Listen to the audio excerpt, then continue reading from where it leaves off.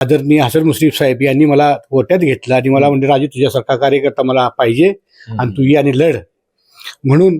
आता या प्रचार दरम्यान अमल महाडिक साहेबांनी सुद्धा प्रॉपर्टी कार्डाविषयी आम्हाला जे काय सांगितलं त्यांनी आता त्यांनी सांगितलेलं आहे की ही दिवाळी मी साजरी करणार नाही तुम्हाला प्रॉपर्टी कार्ड दिल्याशिवाय, आणि त्याच्यावर माझा विश्वास आहे आणि त्यांनी आम्हाला वर्क ऑर्डर सुद्धा दाखवलेले आहे. त्यामुळं हा प्रश्न प्रॉपर्टी कार्डात दिवाळीपूर्वी सुटेल अशी माझी ठाम खात्री आहे. त्यानंतर प्रॉपर्टी कार्डाबरोबर ह्या ठिकाणी गेली 35 वर्ष आमची मागणी आहे, या भागाला क्रीडांगण नाही म्हणून आम्ही लोक चळवळीतून क्रीडांगण लोक वर्गणीतून लोक चळवळीतून आम्ही क्रीडांगण उभा केलेलं आहे, टेमला एक क्रीडांगण.